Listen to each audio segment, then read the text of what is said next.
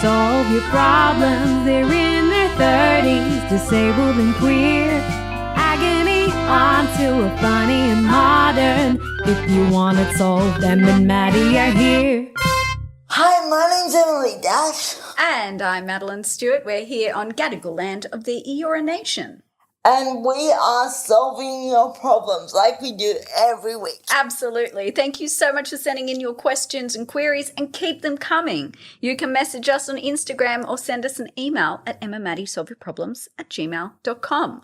Yes, please do. We love getting them.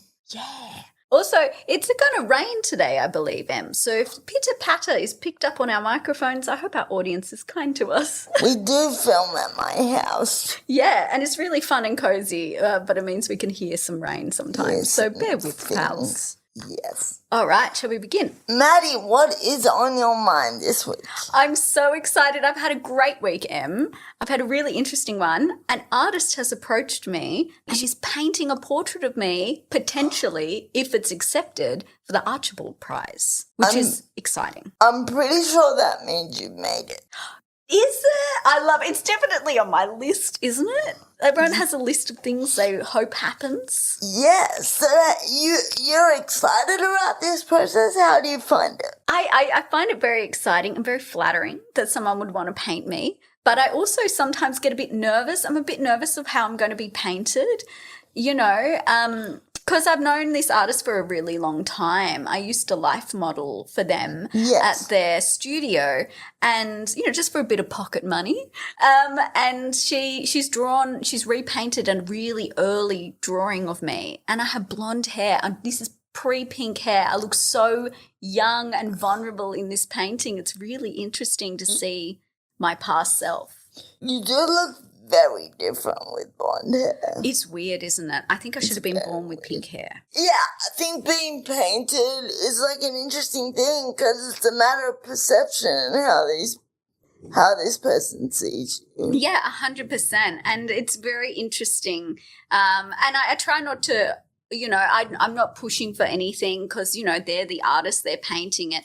So, yeah, I just kind of go, do what you want to do. I'm here to be painted. But I must admit, I had such a struggle because the painting, I looked directly at the audience. So I had to stand there for like 45 minutes and look at the artist in the eye. And for my neurodivergent pals out there, you might know how uncomfortable that is. Oh, that's so confronting. I feel like that would be confronting even for a neurotypical person, but for an autist or like a person, neurodivergent person, I think it's got even more, it's even more loaded. Yeah, it's kind of like exposure therapy, isn't it? Yeah. You're just staring into her eyes as she's painting me. Apparently you can fall in love with someone that way. Oh, watch out.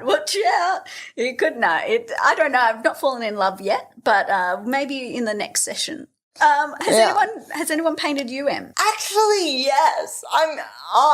Someone asked me once if they could paint me for the Archibald. Oh, what did you say? I said yes, but I also had a bit of a crisis because I was like, it's meant to be like a public figure, right? Like, how much of a public figure am I?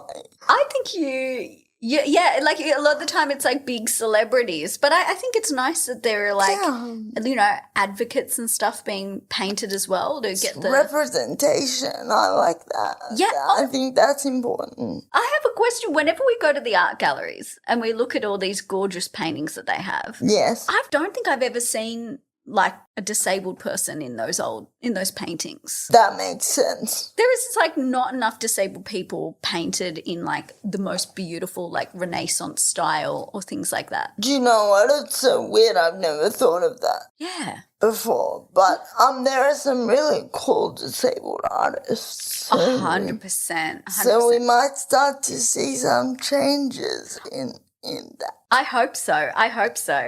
Yeah, I know that Angie Gatto painted Sujo, right?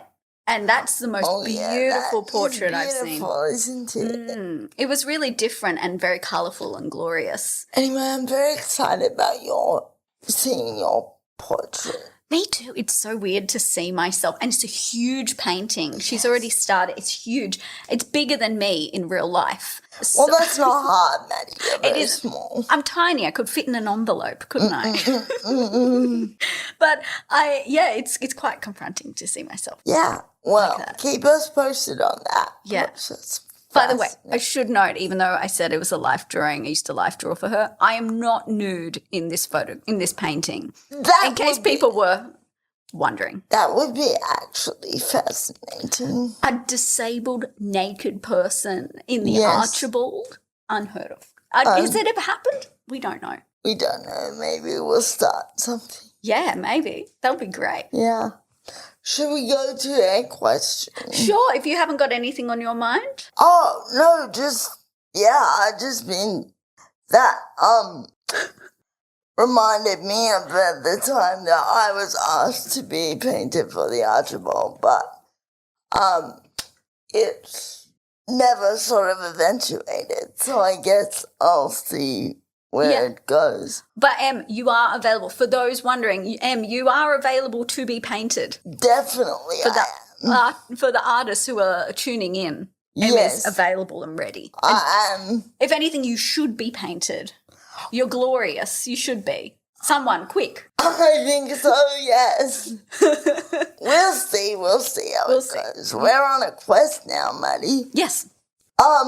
No, but I started watching a couple of weeks ago, I think on the podcast, you told me to watch a show called I'll Be Gone in the Dark.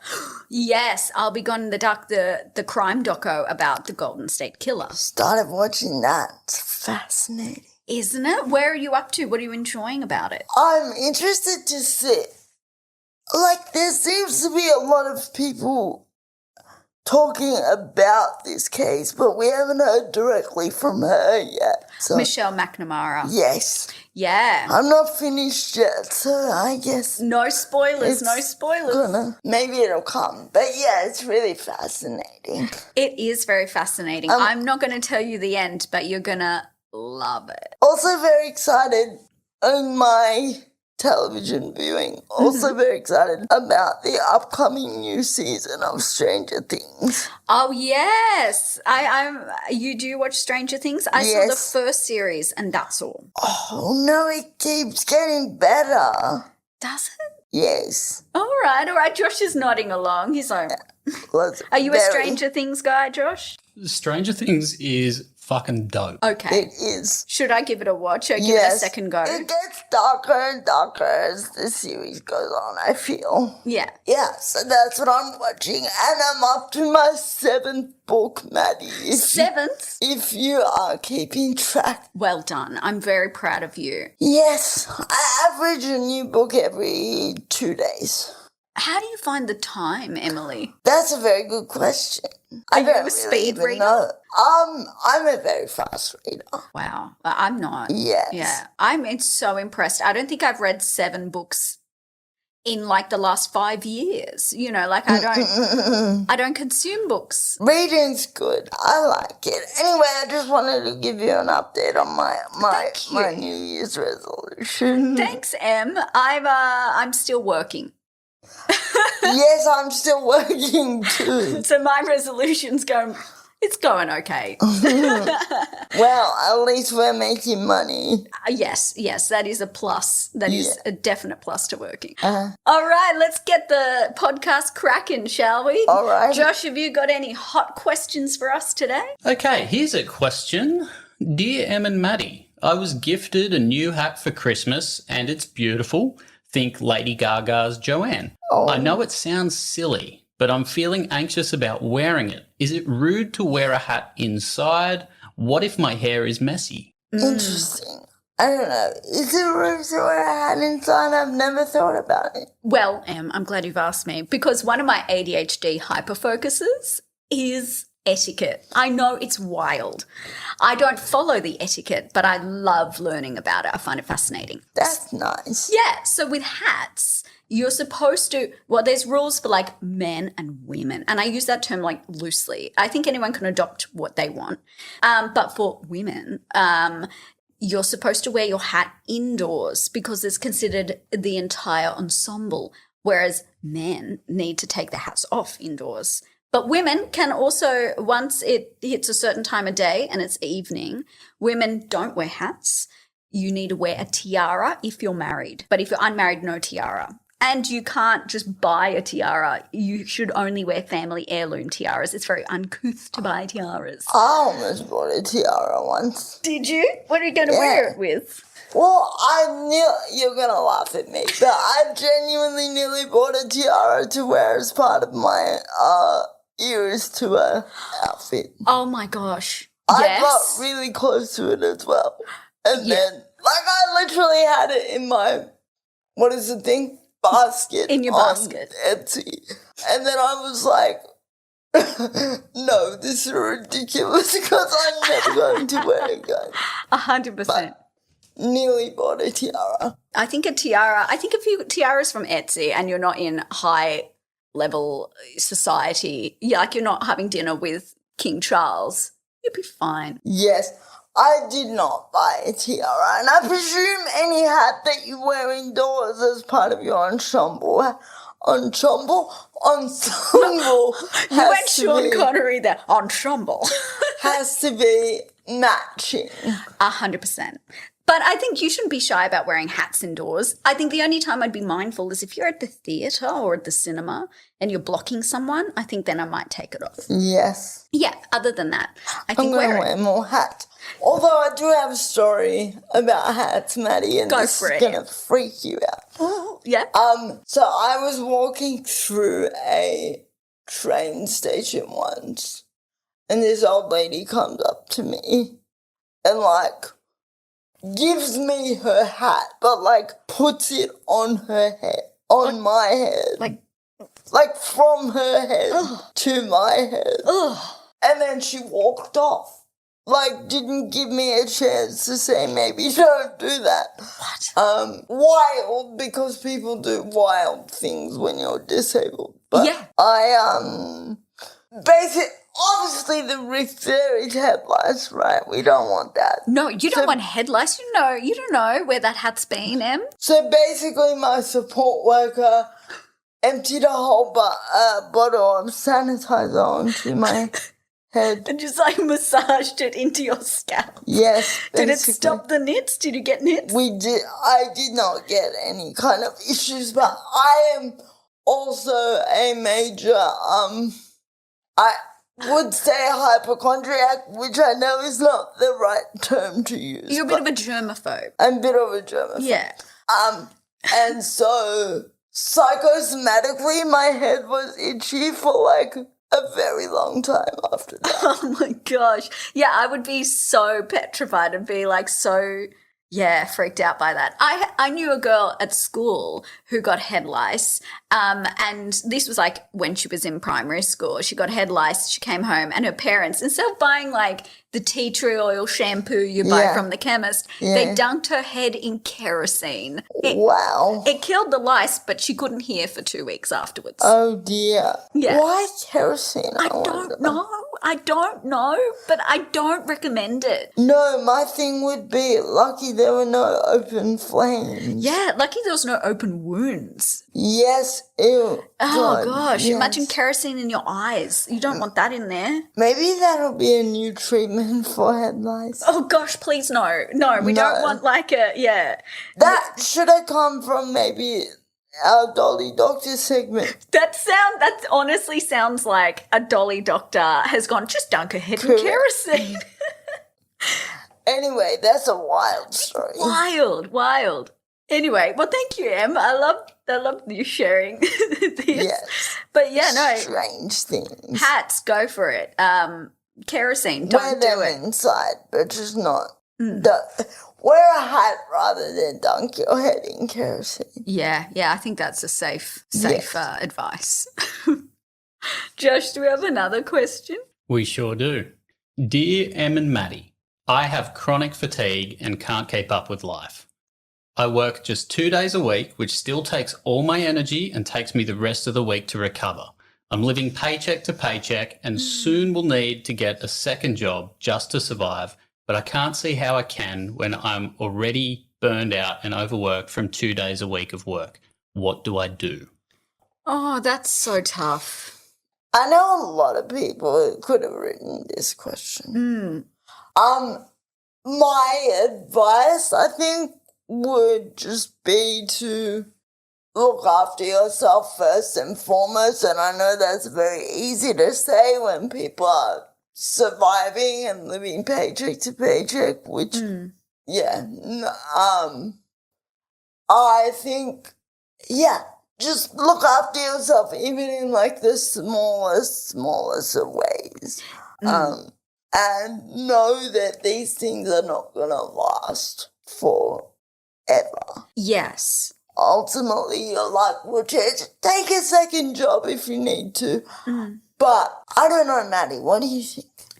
I think this is quite tricky because, we don't know what chronic illness they have or what kind of work that they're doing. I found, because I've been quite ill last year, so I empathize, but I think work smarter, not harder. That's often my policy to things. If things take a lot of energy, or in our community, in our disabled community, we call them spoons. We have the spoon theory. So if something costs you a lot of energy, costs you a lot of spoons, I find like maybe you could batch cook for the week. You don't have to worry about cooking. Yeah. Or you can order, a meal delivery service. You cut corners where you can so that you don't have to worry about it, making life a little easier, and hopefully there's like a butterfly effect, like a ripple effect. Absolutely. When it comes to work, potentially it's the type of work. Some work can be really draining and other work can be really fulfilling. That's true. Potentially look into jobs that make Changing focus. Yeah, that make you happy. Do you have a natural interest or a natural skill in something? Maybe investigate jobs around that. But it can be really difficult, and I think so many people are going through this, so we empathize. We do empathize. It can be, this is not a question we can answer easily. I know people who, I was speaking to a friend the other day about spoon theory, and they said, I'm so low on spoons, I'm on to forks and knives. Oh my gosh. Sounds like this person is too. There's always selling foot picks and socks and stuff online. You hear about these jobs that you're like, I reckon that wouldn't take too many spoons to do, and you could get a lot of money from it. I feel like use the time that you have when you're not working to do things that replenish your spoons, even if that, for me, that's obviously watching TV or reading books. It could be anything. I don't know. Could be painting. It could be listening to music. It could just be vegging out on the couch. Correct. Staring at a wall.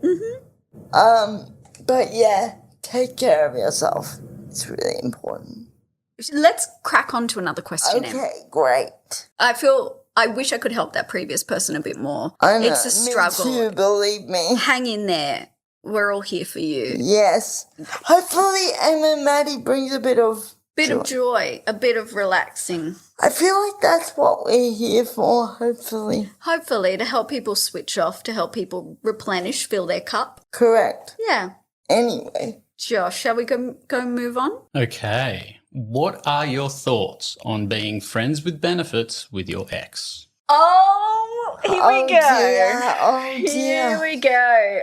Friends with benefits with your ex. Okay, friends with benefits I think is fine.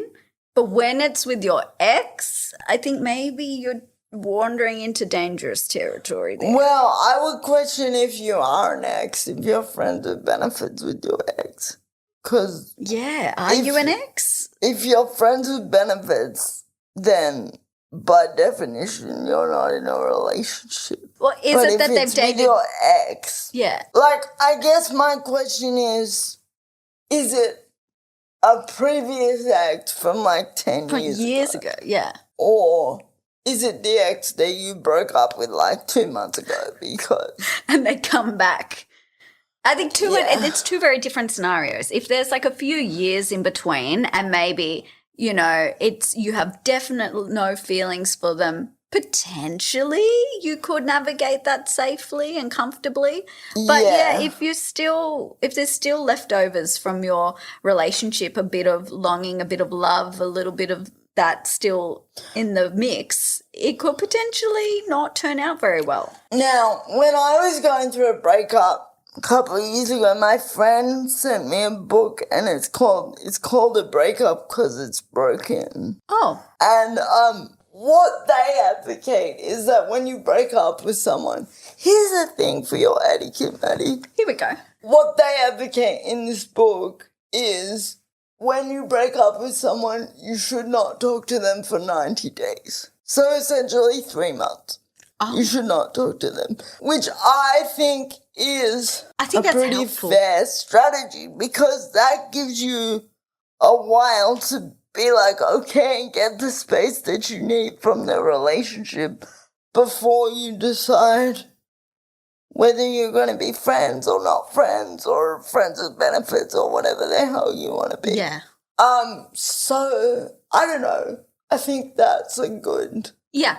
As long as you've had the space, it's like a space to disengage, right? Yeah, I have a question Yes. around this kind of dating thing. If you've broken up with somebody and you Yes. start dating someone new, do you call your ex to be like, hey, I'm just letting you know that I'm seeing someone new? Because I always thought that was like, depending on the situation, good etiquette. If you've had like a nice breakup and you're still like, you know, it's amicable, you call them up and be like, I'm just letting you know before you see it on Facebook or through friends. I would say absolutely not.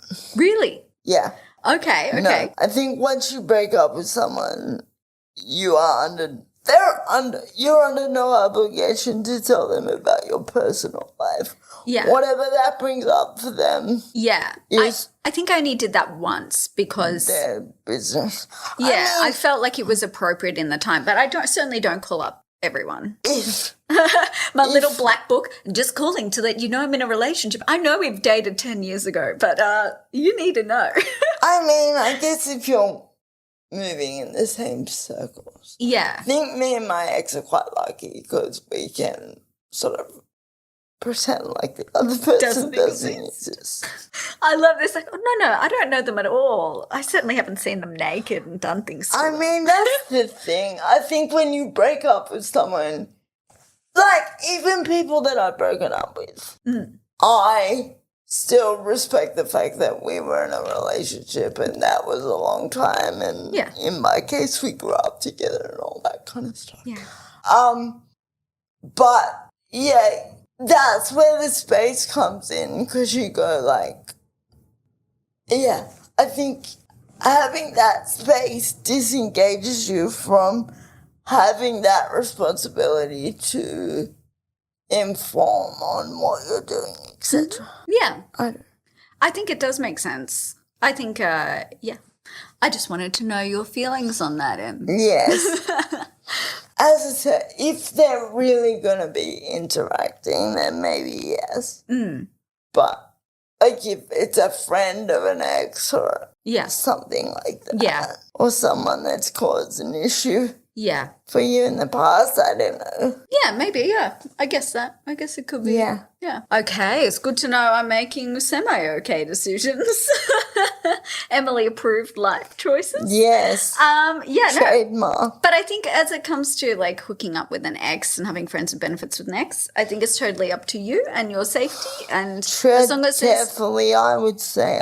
tread very carefully. I've heard it go wrong. Yeah. A lot. And open communication. Yes.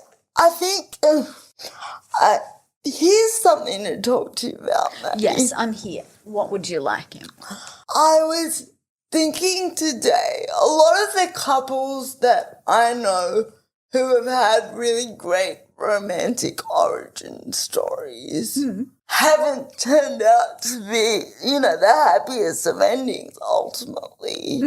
And then, but people that I know who have gotten together really casually without that pressure of like creating a really magical romantic atmosphere, like whether they met on Hinge or whatever it is have ended up being the best relationships, you know? Yeah. I don't know. I mean, maybe there's a correlation there. Yes. But having said that, my nan had this friend and he was a bit older, obviously, and it was like a wartime romance. He met this lady. They met once at a dance, and then he wrote her a letter every single day during the war.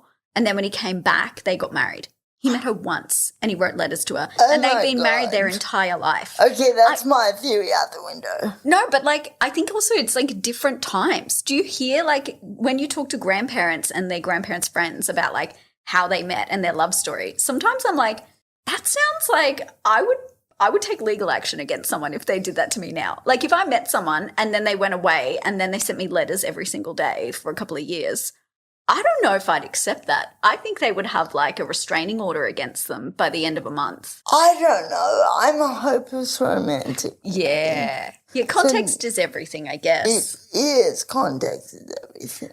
But yeah, I think romantic stories are beautiful, aren't they? But I think if you're more conscious of creating and projecting this romantic fantasy and you're not invested in the other person and getting to know who they are or caring about them. And I think that's the thing. I think that's what I was getting at. I think that's what's happening, yeah. Like the people who are more casual are like, no, I just love this person. It's not about the story. Yes. But when the two collide in the Venn diagram of romantic story and definite passionate love, you've got That's where you got that's where you want to be.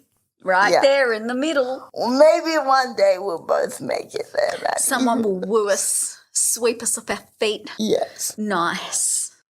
Yeah. Where did that come from? I have no idea. It's from the exes. But yeah, that is a good theory. Oh, yeah. It's a very good theory. Okay, it didn't just come from anywhere. I was like, my brain. You make a good point though.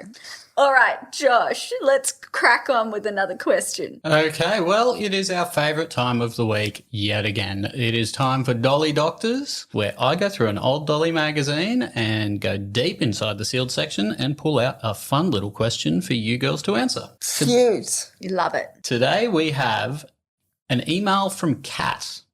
Lately, I've noticed bruises appearing on my legs overnight. Clusters of 5 or 6 bruises about the size of a 20-cent coin appear in different spots on my legs. What's happening? Paranormal activity? Oh, I love where your mind went, Em. I thought you're just ADHD. You're just bumping into things. I get it all the time. But paranormal activity, we're going there. All right, be explore. so freaked out. I would be so freaked out if I just woke up and like there were bruises all over me because like it's like a ghost beating me up at night time. I love it. I wake up all the time with bruises. I never thought a ghost is doing this, but I will now. Okay. Because I love those. I love those ghost hunting shows, and sometimes they'll like leave and they'll be like, oh my gosh, I've just done the ghost tour. Because they're always American. They'll be like, I've just done the ghost tour. And now look what I have on my neck. And they like show their neck and they have like these fingerprint bruises. And maybe they have like a slash on them in the shape of an anarchy symbol or something like that. Oh, you know, good like God. they've always got some weird things on their body. So maybe it is a ghost. So my brother made me watch, you know, that Paranormal Activity movie. Love it. in She's the dragged dark. out of bed and down the stairs and the He made me chandelier's watch it rocking. in the dark and then tried to convince me that it was a true story. I was like, fuck off. No way. I love Yeah, that. maybe get a ghost hunter Yeah. to go through your house. Clearly you need some sort of like saging Spiritual of the house. intervention. Yeah, and if not, you've got ADHD. It's one of the two. It's one of the two. I love that those are our two, like, It can only be two things. possible explanations. Imagine if I've gone to the doctor, I've been diagnosed with ADHD, only to find out, no, babe, you're fine. You just have a ghost. Maybe you have ADHD and a ghost. Oh my gosh, maybe the ghost has ADHD and they're like getting distracted. I wonder if ADHD and things would go into the afterlife. Yeah, I mean, there'd have to be an afterlife, wouldn't there? There'd have to be something. Oh, Well, wow, this that's a podcast whole is other getting question, so isn't it? heavy. Okay, we're not going to answer that one. But yes, Yeah, maybe. I would love to have a neurodivergent ghost who starts half a haunting, gets distracted, starts with something else and go, oh, I'm supposed to haunt this person. Oh, but I need to make popcorn. Oh, I'll turn the kettle on. I have to move a cup around. I have to write messages on the mirror for when it fogs up in the shower. There's a documentary I watched about a woman who, I think it's called Saviors and Saints or something. Okay. About a woman who claimed that she could, control, paranormal activity and things like that. Okay, so like medium? Wild. Okay, all right. Wild times. But she was 13. Anyway. Okay. That's another thing for you to watch. Yes, I think you might have a ghost. Kat, I think you have ADHD. And if not, if bruises are genuinely appearing and you haven't got ADHD and you haven't got a ghost, I don't know, are you playing sport? Are people pressing their fingers into you in 5 little, it feels like if you're getting little bruises and clusters, someone's poking you too much. I don't know. Maybe a ghost. A ghost. We'll just say it's a ghost. Yeah. That's our answer to that question. You get what you get, our listeners, with Em and Maddie advice. Yeah. All right, Josh, time for our final question of the podcast. Let us have it. Okay, final question. Is it ever okay to flip off a child? Absolutely, yes. Kids can be dicks. They're absolute dickheads. I hate kids. I mean, some kids are lovely. A majority of kids, wild. Yes. Absolute wild. Mad respect to anyone who teaches children.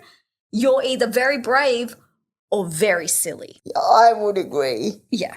We need, teachers really have their work cut out for them. Wow. My goodness, yeah. And I think children are just, because I remember being a kid. I remember what it feels like to run around and scream and just point at people and be a nuisance, you know what I mean? But, Yeah. I've been flipped off many times throughout my life. I don't think any of them deeply affected me psychologically. Yeah, no, I think, funnily enough, I think we treat kids too much with kid gloves. Yeah. Yeah. Kids should know that if they make a fuss, if they're too loud, if they're mean to adults that they don't know, they're gonna be flipped off. Yes. That is just the way of the world. But Also, I don't think they're going to care that much, like you said. No, I don't think so. I've not been traumatized by being flipped off. Have you? Did anyone flip you off as a kid? Not that I recall. Probably. I feel that I was probably very annoying as a kid. Imagine the adult who sees tiny little baby Em and just goes, "Do you know what?" There were 3 of us, though, so we got up to mischief, prank calls and crap like that. Did you? Oh my gosh! With your siblings? Yeah. Oh, what's the worst thing you and your siblings did that you think would deserve a flip off? I do remember a family celebration, a particular family celebration where we were just being really ratty kids. Oh my gosh! I would have flipped us off at that level, just settle down. Yeah. Yeah. Me and my cousins we had one of those trolleys, like a little metal wagon with wheels. And my cousins who were older than me, they were a bit of I think they were 100% fueled by the ADHD energy, and they were just bouncing off the walls. So they put me, when I was quite young, in this trolley, and they were just running up and down the street, just swinging the trolley around. And I fell and I cracked my head open. And my cousin, it's being a family thing. So I think being noisy, running around, banging into fences. We dented fences we definitely knocked over little mailboxes on the street. But I got my, is it comeuppance? Is that the word? Yes. Yeah, I split my little head open. It's what I deserve. So I see that story and I'll raise you. This is the, crazy stuff that I got up to with my cousins. I'm ready. And I love them. But we were young and it was Christmas Day. And where we were, I think it might have been my auntie's place. Anyway, where we were, there was a really steep driveway. And I will take responsibility for this. It was my idea. I was like, you know what would be really funny? I was in my manual chair. Mm-hmm. And I was like, you know what would be really funny? If we put me at the top of the driveway and then you run and catch me at the bottom. So they push you and they're supposed to beat you and catch you. Yeah. And that was great until I gave myself a concussion and ripped open my knuckles on Christmas night. Oh my gosh. And my poor cousin had to go in, like, to the adults and be like, and fell out of a chair. Oh, it's always the way with cousins. You hate being the one that has to go tell the adults. And when you do, you always downplay it. Oh, I just had a little fall out of a chair. We don't know how this happened. Yeah. Anyway, so that was crazy stuff I got up to with my cousins. Yeah. Both of which, all of our stories deserve being flipped off. Yes. So I think, unanimously, yes. But you have to be careful when you flip off a child that their parents aren't around, they can't see, because you don't want someone's mum or someone's dad beating you up. That's my only thing. You've got to do it. You've got to be sneaky about it. Yeah, that's true. Anyway, that's our answer. That is our answer. Yeah, we love flipping off kids. Take that to the news. Yes. All right. Well, what a lovely podcast, and we've had such a good chat today. It has been. We've had a lovely chat. I hope that you have enjoyed listening to us. Thank you so much for your questions. Don't forget to keep sending them in to us. You know how, you know where. You can even pop it in the comments if you want to. We don't mind. Instagram, email, you can get us wherever you want. Pigeon, we'll accept that. Letters by pigeon. Yeah, skywriting. Absolutely. Yeah. Stop us in the street because we're gorgeous. Successful. Stop us. Tell us your problems. All right. Thank you, everyone, for tuning in. We'll catch you next week. Catch you next week. Bye-bye.